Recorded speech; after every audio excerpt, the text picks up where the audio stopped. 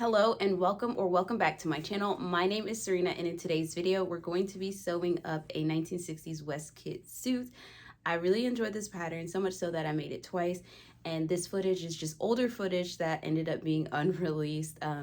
A couple years ago I was really struggling with making content, but actually uploading it was a little difficult for me.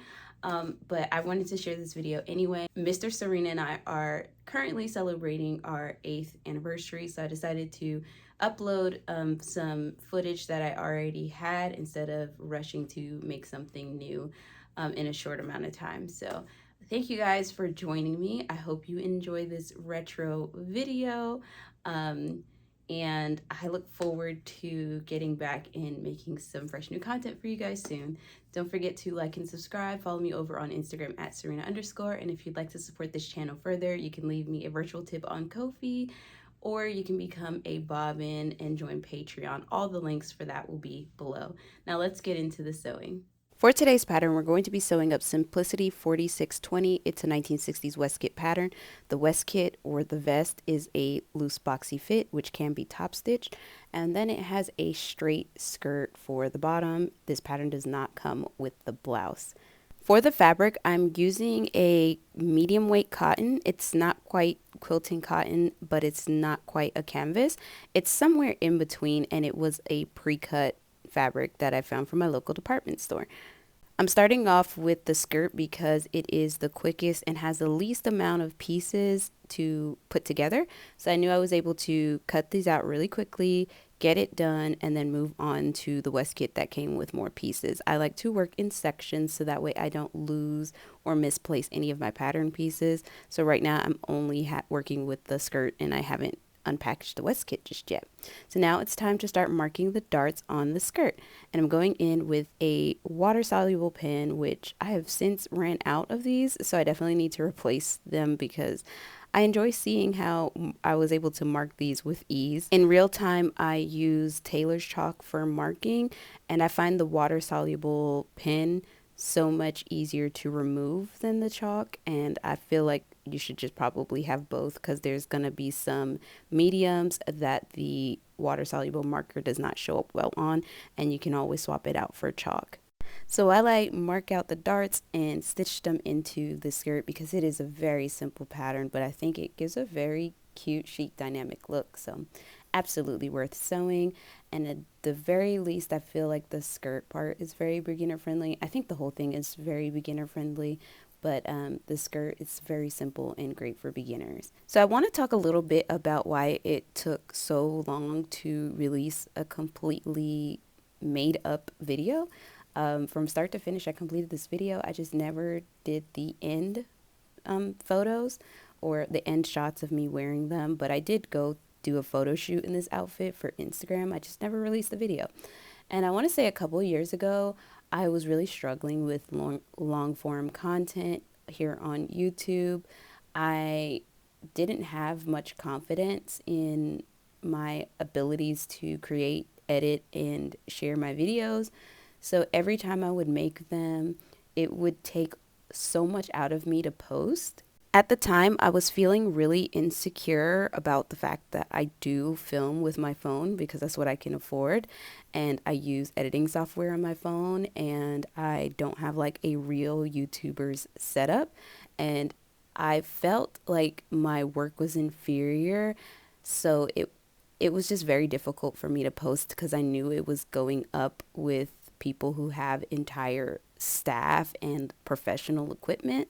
So back then I just decided that I wouldn't really post at all because it was really just hard to overcome that feeling. Also because I could only sew at a limited amount of time. Back then when I was making my videos, I tried really hard to sew during the day. My kids were still taking an hour nap, so it took me much longer to make a full YouTube video because I didn't want to sew at night, so that way I could use daylight to have great lighting in my video. So that was taking very long because, you know, I'm a full-time stay-at-home mom and I didn't have any childcare, and I still don't, but I just felt like I needed to sew during the day and not at night because my audience deserved the best lighting and the sunlight is all I could provide. It was a lot, and I just was really afraid to put out like a crappy product, and I felt like people would be able to tell. I had a bit of a shift in November 2022, and I started uploading regularly. I even had my own little version of Vlogmas where instead of once a week uploads, I went to 2 times a week uploads, one with a smaller craft video a week and then a longer full sewing, like garment sewing a week. And since then, I've created a Patreon and I have really been putting effort in. I made a promise to myself that if I recorded a video, I was going to upload the video. No more creating entire videos and letting it sit in my edits for months before I release them. And so this one has obviously been sitting for like 2 years now, but I decided I wouldn't do that anymore. I realized that I got into crafting using all that I had and what I could afford, and I didn't allow that to stop me. In fact, it's really increased my creativity using the materials that I had available. I have worked with fabrics that were remnants. I've worked with fabrics from the local department store, craft store. I specialize in cotton because it's very affordable, durable, and breathable. I have always and continue to work within my means.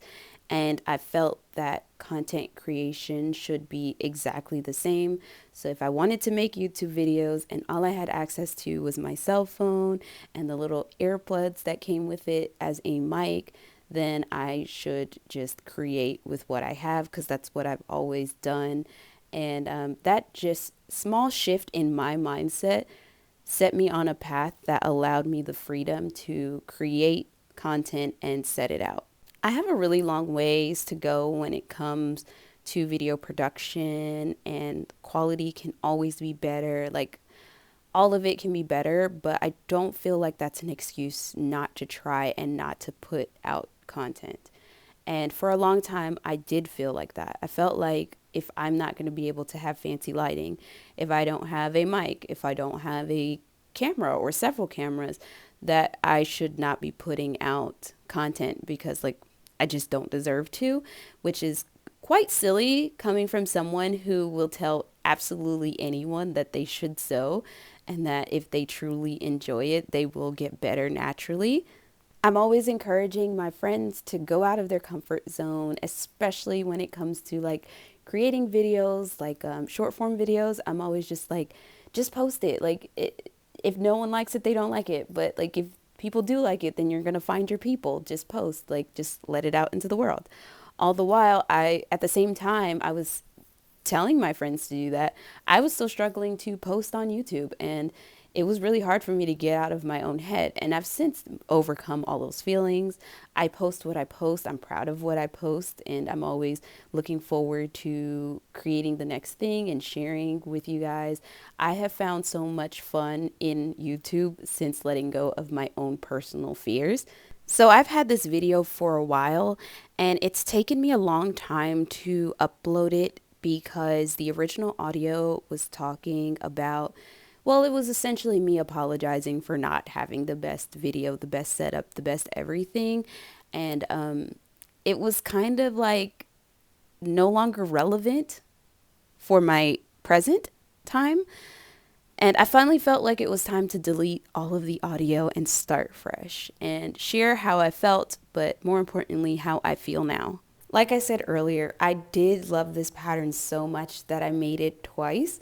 The first time it's in this cotton, and then the second time I made it in my very first purchase of designer wool from Mood, and I just love it so much. This video is a little bit different than what I usually do, and it's definitely more personal, so I hope you enjoyed it anyway. Now it's time for the reveal. Thank you all for watching. If you enjoyed this video, please consider subscribing, liking this video, and becoming a bobbin over on Patreon. Special thanks to my bobbins and subscribers for always supporting me, my art, and my channel. I really appreciate it, and I look forward to seeing you guys in the very next video. Please have a wonderful and happy rest of the day and weekend, and I will see you in the next one. Bye! Also, before I go, please enjoy some of the footage of me wearing the green one for a short. I absolutely love this pattern, and if you make it, I hope you enjoy it too.